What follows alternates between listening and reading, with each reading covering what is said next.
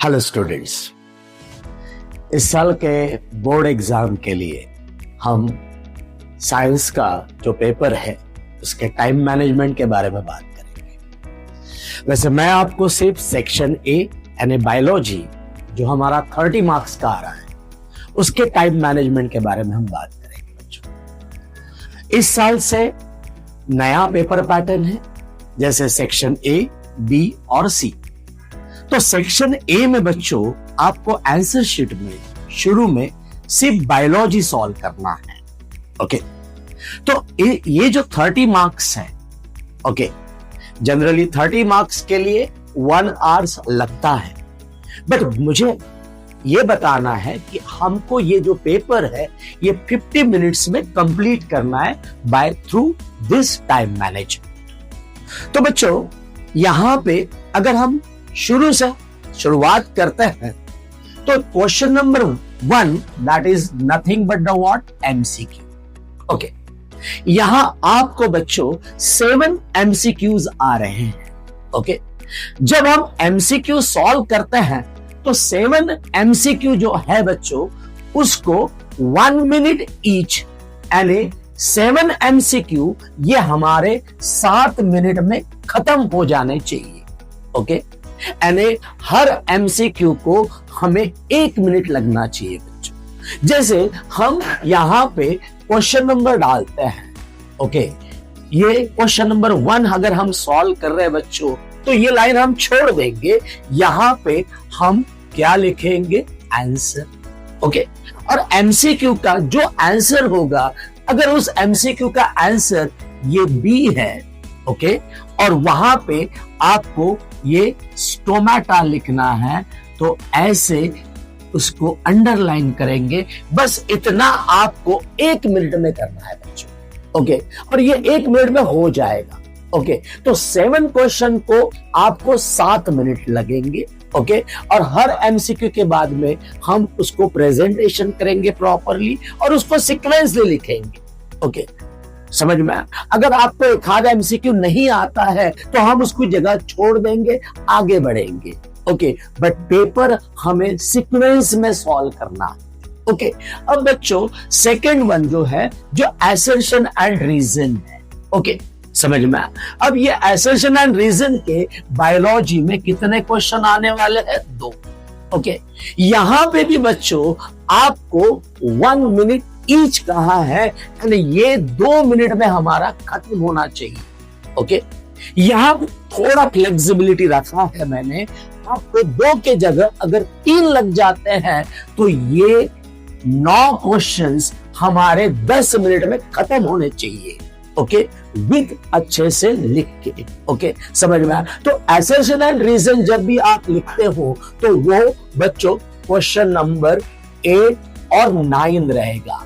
अब 8 और 9 का जब आप आंसर लिख रहे हो, ओके, तो 8 और 9 अगर समझो 8 आपका असर्शन भी ट्रू है और रीजन ये करेक्ट एक्सप्लेनेशन है, तो हम यहां पे सिर्फ क्या लिख देंगे बच्चों, ए, और वो पूरा स्टेटमेंट भी आपको लिखना पड़ेगा कि assertion is true and reason is a correct explanation of assertion. Okay, या बी होगा या सी होगा, डी होगा, ये आपको पूरा लिखना पड़ेगा बच्चों।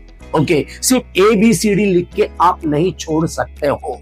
ओके, समझ में? According to the board guideline. Okay, ठीक है। तो यहां पे हमारा एमसीक्यू और असर्शन एंड रीजन हो जाता है।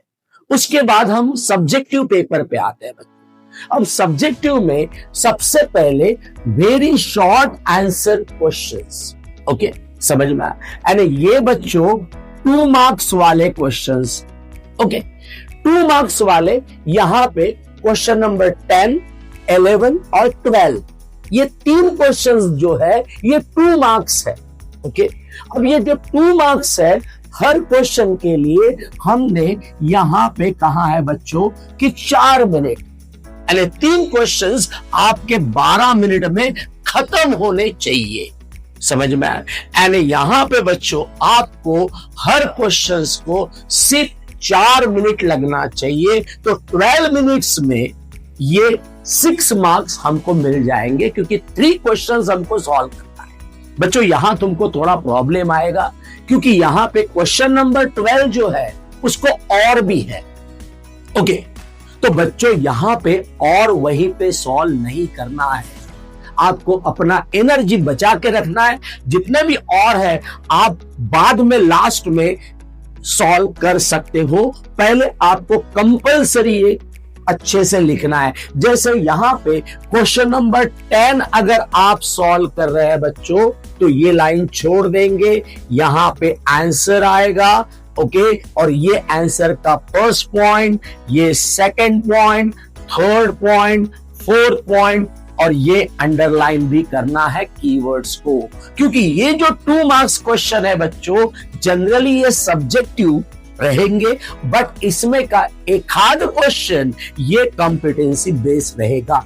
ओके, सिर्फ आपको नेम द फॉलोइंग या एग्जाम्पल्स ऐसा लिखने को आएगा। और बच्चों यहां पे ध्यान में रखना, अगर आपको सिर्फ 2 एग्जाम्पल लिखने को बोला है तो आपको 2 ही लिखना है, तीसरा नहीं लिखना है।